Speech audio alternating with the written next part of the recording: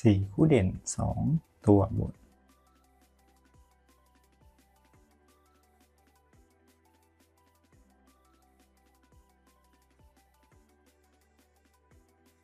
งวดนี้16 มีนาคม 2568 ดูเลย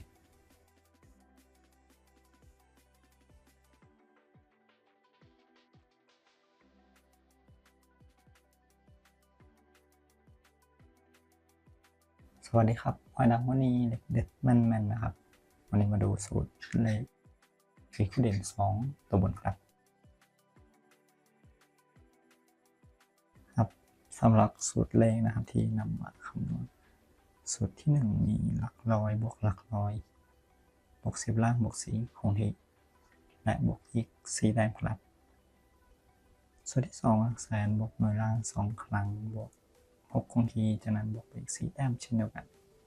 เดี๋ยวไปดูวิธีคำนวณและตรวจสอบตัวเลขพร้อมกันครับ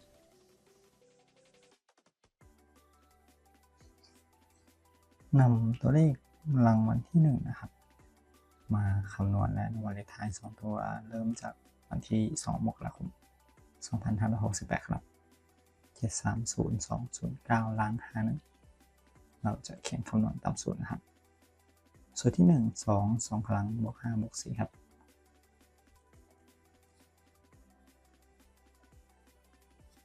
จากนั้นนะครับรวมตัวเลขได้13ใช้หลักหน่วยตัวท้ายครับเลข3นำไปบวกอีก4แบบ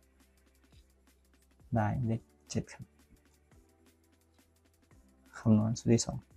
7บวก1 2 ครั้งบวก6นะครับรวมได้เท่ากับ15ตัวท้ายหลักหน่วย5บวกอีก4แต้มเป็น9ครับจากนั้นนะครับเรียงเลขที่ได้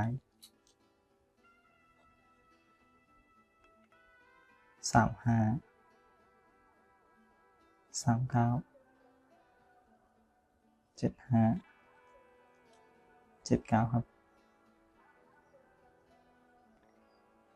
บนครับเลขออก7 7 9เข้า2ตัว7 9นะครับคำนวณต่องวดที่2งวดต่อมา807 7 7 9ล่าง23จำนวนที่17 มกราคม 2568 ครับได้7 2 ครั้งบวก2บวก4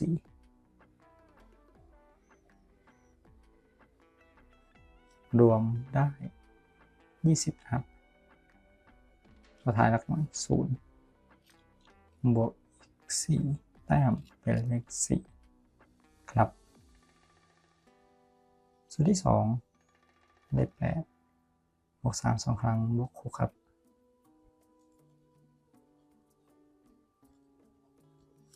รวมตัวเลขจะเท่ากับ20ตัวท้ายหลักหน่วยคือ0ครับบวก4แต้มเช่นเดียวกันได้เลข4นำเลขมาจับคู่ครับ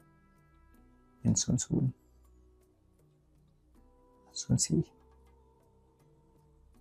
40และ44ครับเลข4คู่เด่นนะครับจากสูตรจากนั้นเราตรวจสอบกับเลขที่ออกต่อมาออก700ครับบนครับตรงกับ00งวดที่2นำสูตรนี้ครับมาตรวจสอบต่อในงวดที่3ครับรางวัลที่1 558 700ล้าง51งวดประจำวันที่1 กุมภาพันธ์ 2568 นะครับ7 2 ครั้งบวก5บวก4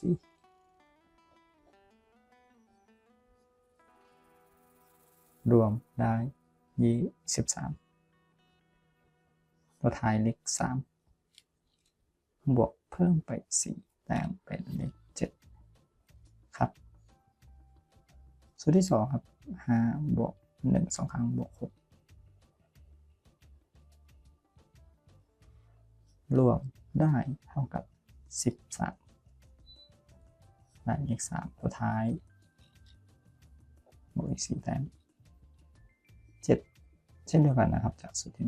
1ฉะนั้นเราจะจับคู่เลขจากสูตรที่ได้33 37 73และ77ครับบนงวดต่อมาออก3 7 7เข้า7 7ครับเป็นงวดที่3ที่เราคำนวณนะครับนำสูตรนี้ไปใช้ในการคำนวณทดสอบอีก1งวดครับงวดที่4งวดที่1 8 4 7 3 7 7ล่าง50จนวันที่16กุมภาพันธ์นะครับ2568ได้3 2ครั้งบวก5บวก4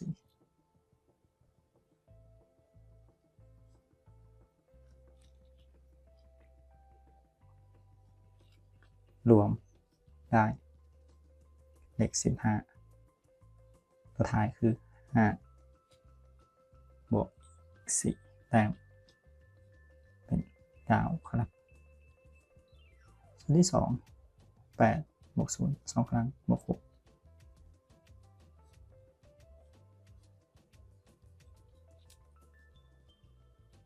รวมนะครับ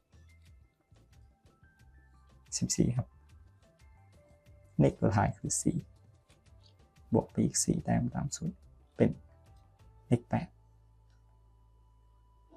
จับคู่เลขที่ได้คือ54 58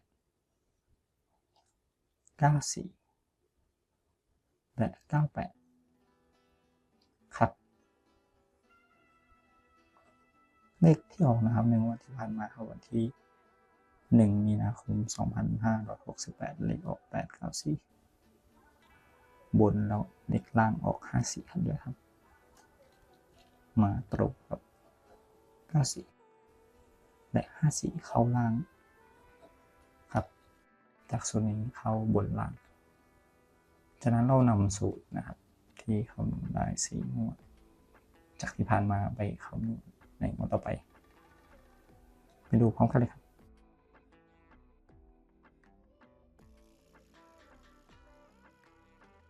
นำรางวัลที่1 8 1 8 8 9 4ล่าง54งวดที่ผ่านมานะครับ1 มีนาคมลักสูตรครับ8 2ครั้งบวก5บวก4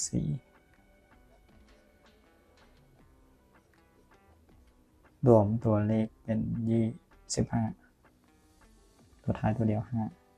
5บวกอีก4แล้วเลข9ครับสูตรที่2 8บวก4 2ครั้งบวก6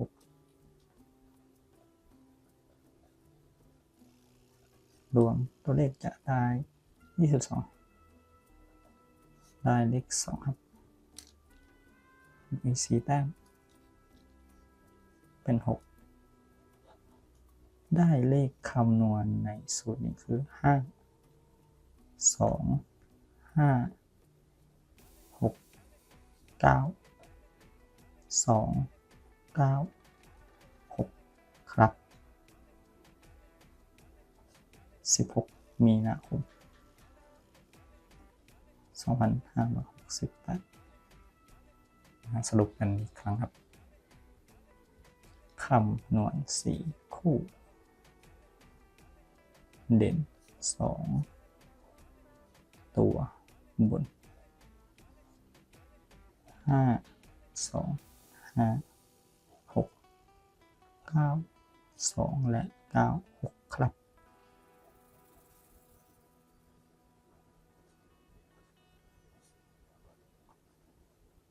16 มีนาคม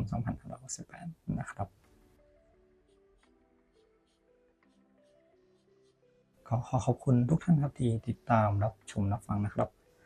และก็อย่าลืมกดไลค์กดแชร์กดติดตามเป็นกำลังใจนะครับสำหรับวันนี้ขอให้ทุกท่านโชคดีสวัสดีครับ